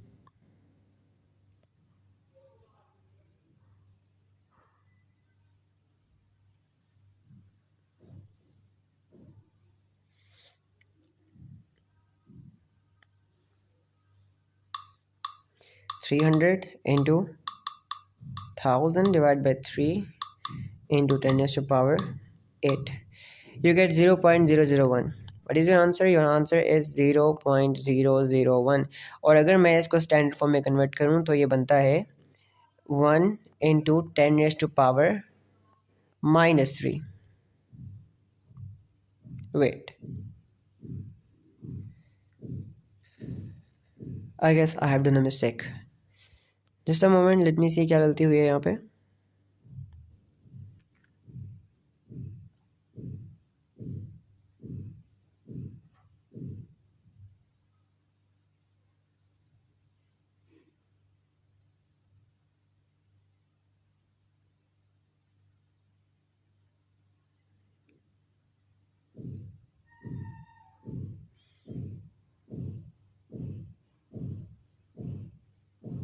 ठीक है.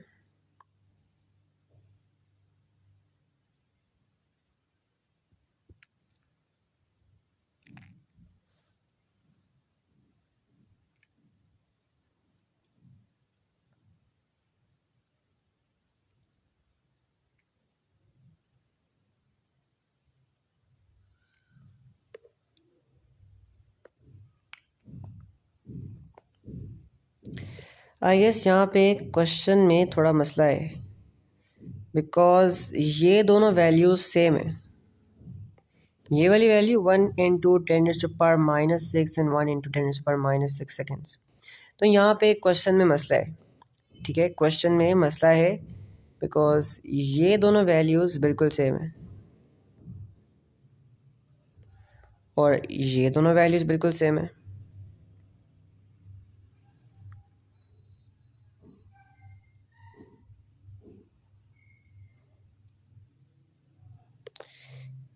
क्वेश्चन लगता है थोड़ा सा मिसप्रिंट हुआ हुआ है। चलो मैं इसका करेक्टेड वर्जन फाइंड करूँगा, ठीक है, आज क्लास के बाद, बिकॉज इस क्वेश्चन में मसला लग रहा है, बिकॉज इसका ए 1 × 10⁻⁶ एंड 1 × 10⁻⁶ सेम है, और इसकी बी और डी की वैल्यू बिल्कुल सेम है, या इस क्वेश्चन में मसला है। Leave it for now, I will figure out later, ठीक है। अच्छा, एक और बहुत इंपॉर्टेंट बात यह है कि क्लास जो है बिल्कुल एंड होने वाली है, तो I would recommend you guys to leave the class right now and join using link 2, ताकि सवाल करते हुए डिस्टर्बेंस ना हो, डिस्ट्रप्शन ना हो। तो समझ आ रहा है सबको? तो ये है करेक्टेड क्वेश्चन इसका।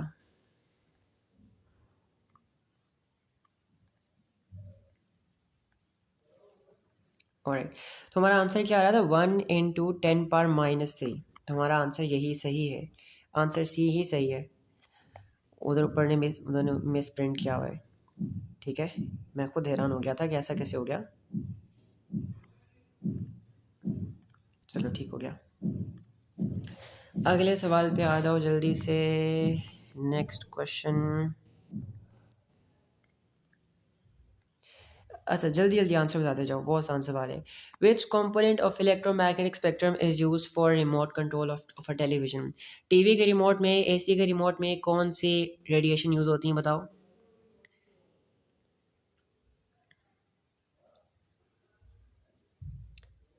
Are you sure Mariam? जो टीवी का रिमोट है, रिमोट कंट्रोल, टीवी का रिमोट हो गया और एसी का रिमोट हो गया, जो रेडियो वेव्स हैं वो तो नहीं यूज़ हो सकती ना, वो तो कम्युनिकेशन के लिए इस्तेमाल होती हैं। चलो मैं हिंट दे देता हूँ कि ये रेडिएशन से इंसान भी निकालते हैं अपने अंदर से, ये रेडिएशंस इंसान भी अपने अंदर से निकालते हैं। क्या ख्याल है, कौन सी हो सकती है?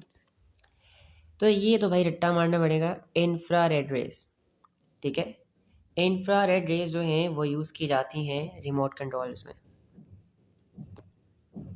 ओके, आगे आ जाओ फटाफट।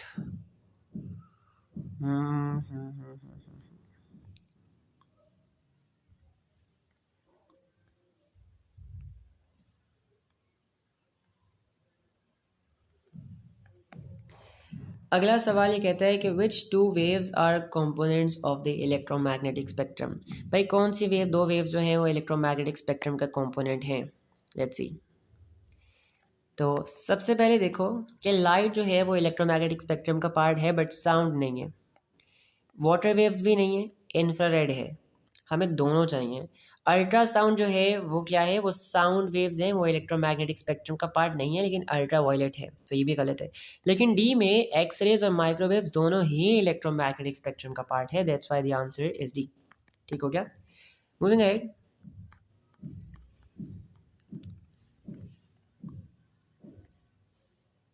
ये सवाल भी मैं सॉल्व करता हूँ, ये रट्टे वाली चीज़ है। Application use different components of the electromagnetic spectrums, which shows correct applications for X-rays, ultraviolet light and microwaves, ठीक है। तो सबसे पहले एक्सरेज मोबाइल फ़ोन में, ना भाई ना, एक्सरेज मोबाइल फ़ोन में यूज़ नहीं हो सकते। अगर एक्सरेज मोबाइल फ़ोन में यूज़ होते हैं ना तो ये बहुत बहुत ख़तरनाक होता है। एक्सरे मोबाइल फ़ोन के लिए माइक्रोवेव यूज़ होती हैं, ठीक है। फिर अगला ऑप्शन देखते हैं, पहला ऑप्शन तो गलत हो गया। फिर बी कहते हैं कि एक्स रेज यूज़ किया जाते हैं किलिंग कैंसरियस सेल्स, बिल्कुल। एक्स रेज जो है वो आयोनाइजिंग होते हैं और पेनेट्रेटिंग भी होते हैं, तो इससे कैंसर सेल्स को मारने के लिए यूज़ किया जाता है। फिर अल्ट्रा वायलेट रेज जो होते हैं ये बहुत हाई एनर्जी बीम होती है, हाई एनर्जी वेव्स होती हैं, और इसको हम सर्जिकल इंस्ट्रूमेंट्स और वाटर को स्टेरिलाइज करने के लिए काम आता है, यानी उसके अंदर जो बैक्टीरियाज हैं, जो वायरसेस हैं, उनको मारने के काम आता है। फिर माइक्रोवेव सैटेलाइट टेलीविज़न में काम आता है, बिल्कुल। सैटेलाइट टेलीविज़न में कम्युनिकेशन में माइक्रोवेव्स ही यूज़ किए जाते हैं। तो ऑप्शन कौन सी सही है? ऑप्शन बी सही है, लेकिन बाकी ऑप्शन भी देख लेते हैं एक बारी। Option B is correct. Okay, बाकी ऑप्शंस कहती हैं कि भाई एक्सरे जो है मेडिकल इमेजिंग में यूज़ की जाती है, बिल्कुल सही जवाब है। अल्ट्रा वायलेट टेलीविज़न कंट्रोलर, बिल्कुल नहीं। अल्ट्रा वायलेट टेलीविज़न कंट्रोलर में यूज़ नहीं की जाती है, और माइक्रोवेव सनबेड में यूज़ नहीं की जाती है। फिर एक्सरे जो है वो स्टेरिलाइजिंग सर्जिकल इंस्ट्रूमेंट्स नहीं यूज़ की जाती हैं, और ये भी गलत है इसका, और ये भी गलत है इसका। ठीक है, अच्छा अच्छा, ये सवाल समझ आ गया तो जल्दी से चैट बॉक्स में क्लियर लिख दो, जल्दी जल्दी। अगर ये सवाल आप लोगों को समझ आ गया है तो जल्दी से चैट बॉक्स में क्लियर लिख दो।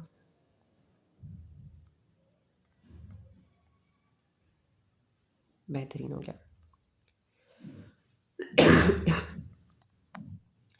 अगला सवाल ये कहते हैं कि भाई which statement about radio waves is correct. भाई रेडियो के लिए कौन सी स्टेटमेंट सही है? Radio waves are sound waves. इंतहाई गलत है, रेडियो वेव्स साउंड वेव्स नहीं, वो इलेक्ट्रोमैग्नेटिक वेव्स हैं। Radio waves are use to kill cancerous cells नहीं, रेडियो वेव्स भाई बेचारी बहुत कम फ्रीक्वेंसी वाली होती हैं, वो डेंजरस होती ही नहीं है, वो कैंसर सेल्स क्या मारेंगी। Radio waves are use in television communication, बिल्कुल सही जवाब है। रेडियो वेव्स कम्युनिकेशन के लिए इस्तेमाल की जाती हैं। ठीक है, तो आंसर इज सी। और रेडियो वेव की फ्रीक्वेंसी लाइट से बिल्कुल बहुत कम होती है, बहुत कम होती है। ओके,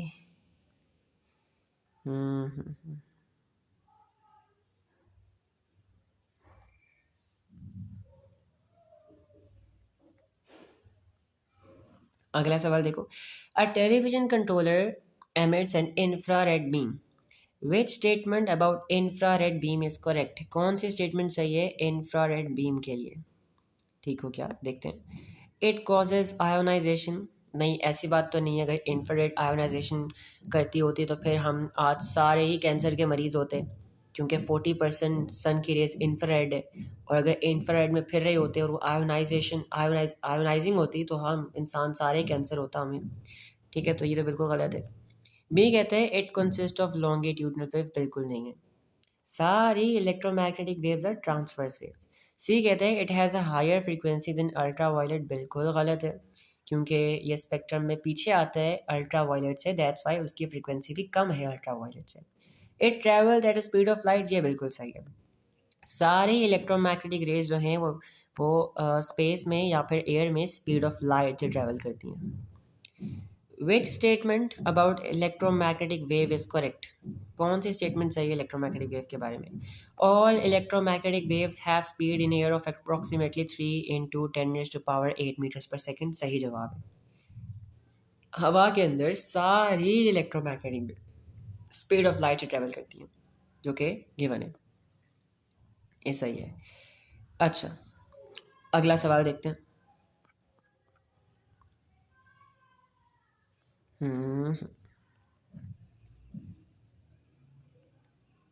ओके, अब सवाल देखो, the diagram shows the electromagnetic spectrum, हमें इलेक्ट्रोमैग्नेटिक स्पेक्ट्रम गिवन है यहाँ पे, विथ 3 कंपोनेंट्स नेम्ड, और 3 कंपोनेंट्स के नाम दिए हुए हैं, बाकी जो हैं 4 हमें नहीं पता।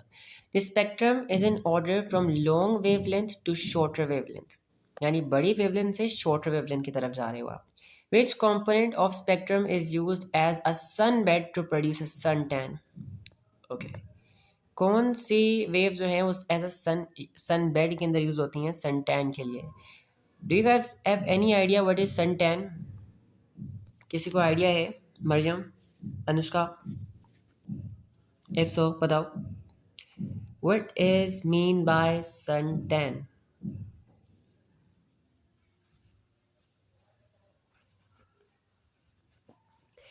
अगर नहीं पता तो चैट बॉक्स में सिंपली बता दो सर नहीं आता, मैं फिर समझाता हूँ।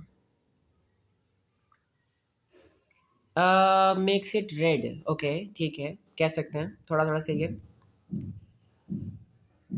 मरियम, कोई आइडिया है?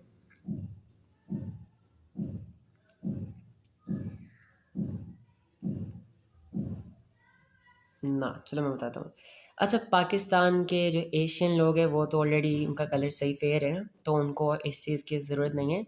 लेकिन वो कंट्रीज जो बहुत ज़्यादा बहुत सर्दी के इलाकों में लोग रहते हैं ना, उनके रंग बहुत इतने चिट्टे होते हैं ना कि वो फील होता है कि भाई जैसे असली है ही नहीं है। तो वो लोग क्या करते हैं कि साल में एक दफ़ा ना, जहाँ पे सूरज नहीं निकलता है, वो लोग जाके सन टैन लेते हैं सन बेड के अंदर।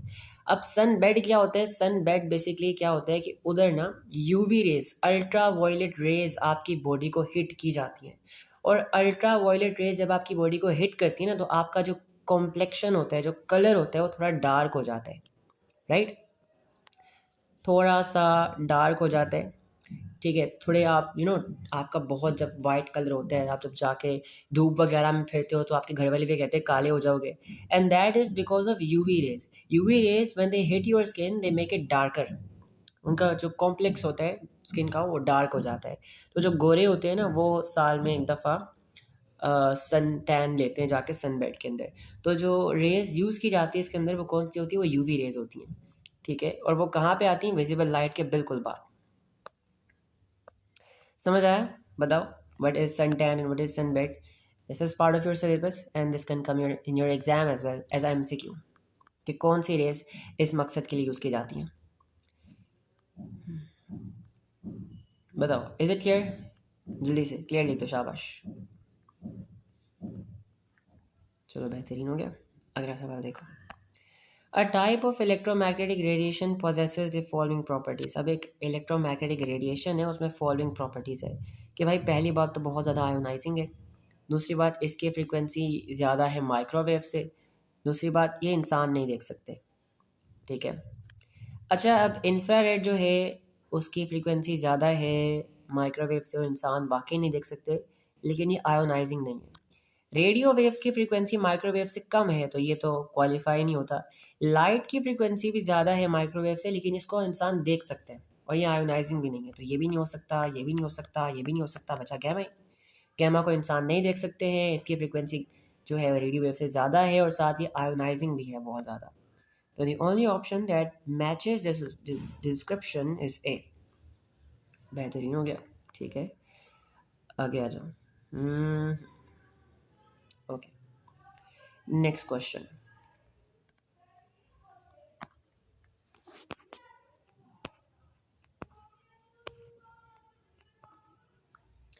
तो इसमें सवाल कहता है a wall poster shows the electromagnetic spectrum is displayed in the laboratory. Laboratory में आपके पास इलेक्ट्रोमैग्नेटिक स्पेक्ट्रम का एक पोस्टर लगा हुआ था, तो किसी बच्चे ने दरमियान से फाड़ दिया जानबूझ के। A section of electromagnetic spectrum has been accidentally ripped off from his wall poster, which piece is missing, और कौन सा पीस मिसिंग है। अब यहाँ पे उल्टा याद रखना, यहाँ पे आप इंक्रीजिंग फ्रीक्वेंसी से डिक्रीजिंग फ्रीक्वेंसी की तरफ जा रहे हो, यानी पहले गैमा, फिर एक्सरेज, फिर अल्ट्रा वायलेट, फिर विजिबल, फिर इंफ्रारेड, फिर माइक्रो, फिर रेडियो। तो कौन सा आएगा, अल्ट्रा वायलेट के बाद आता है विजिबल लाइट, विजिबल लाइट के बाद आता है कौन सा, इंफ्रारेड, और इंफ्रारेड के बाद माइक्रोवेव, और माइक्रो के बाद रेडियो। तो that matches this description is option C. बेहतरीन हो गया, ठीक हो गया जी। आगे आ जाओ, बस तीन तीन क्वेश्चन रह गए, जल्दी से ख़त्म कर लेते हैं।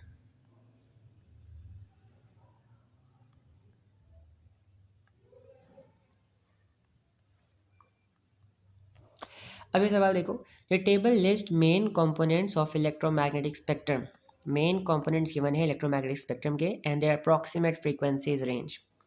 विच range of frequency can be use to detect cracks inside a block of metal. अब कौन सी रेंज ऑफ फ्रीक्वेंसी के लिए हम रे यूज़ कर सकते हैं ताकि हम मेटल के अंदर क्रैक्स फाइंड आउट कर सकें। तो पहली बात तो आपको ये मैंने उस दिन भी बताई थी कि भाई गैमा रेस और एक्स रेस सिर्फ यही यूज़ होती हैं किस चीज़ के लिए, मेटल के अंदर क्रैक्स फाइंड करने के लिए, इवन हड्डियों के अंदर क्रैक्स फाइंड करने के लिए सिर्फ एक्स रेज और गैमा ही यूज़ की जाती हैं। तो कहाँ से लेके कहाँ तक, 10⁻18 से लेके 10⁻22 तक की जो रेज है ना वो आप यूज़ कर सकते हो निकालने के लिए, मेटल के अंदर क्रैक्स निकालने के लिए। ठीक है, क्योंकि ये लोवेस्ट रेंज है और ये हाईएस्ट रेंज है जो आप यूज़ कर सकते हो, इसमें गैमा और एक्स रे दोनों आ जाती हैं। तो 10⁻18 से लेके 10⁻22 तक, क्योंकि जो रेज यूज़ की जाती हैं वो काफ़ी हाई फ्रीक्वेंसी की होती हैं। अल्ट्रा वॉयलेट नहीं यूज़ कर सकते, इसलिए 10⁻18 जो मिनिमम रेंज है और 10⁻22 हाईएस्ट वैल्यू है। बेहतरीन हो गया। ओके, अगला सवाल।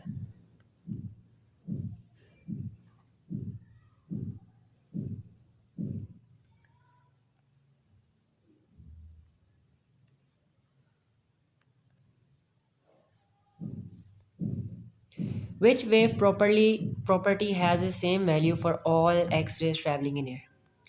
विच wave property has the same value for all X rays travelling in air. अब एक्स रेज डिफरेंट एनर्जीज की होती हैं तो उनकी frequency different, basically which wave property has the same value for all X rays travelling in air. तो भाई अगर वो इलेक्ट्रोमैग्नेटिक वेव है, चाहे वो किसी भी फ्रिक्वेंसी की है, चाहे वो किसी भी वेवलेंथ की है, उसका एम्पलीट्यूड फ़र्क हो सकता है, फ्रीक्वेंसी चेंज हो सकती है, वेवलेंथ चेंज हो सकती है, लेकिन स्पीड हर इलेक्ट्रोमैग्नेटिक वेव की सेम रहेगी, चाहे वो जोन सी मर्जी है, जिस मर्जी स्पीड वेवलेंथ की है, स्पीड हमेशा सेम होगी फॉर ऑल इलेक्ट्रोमैग्नेटिक वेव्स। तो last question of the day जल्दी से करते हैं अभी। अच्छा, the speed of radio wave is C. अब रेडियो वेव की स्पीड सी है। A radio station transmits wave with a wavelength lambda. ठीक है, अब जो रेडियो वेव्स ट्रांसमिट हो रही हैं उनकी वेवलेंथ है लैम्डा। फ्रीक्वेंसी क्या होगी भाई? तो हमने एक इक्वेशन पढ़ी थी कि भाई v is equals to F lambda.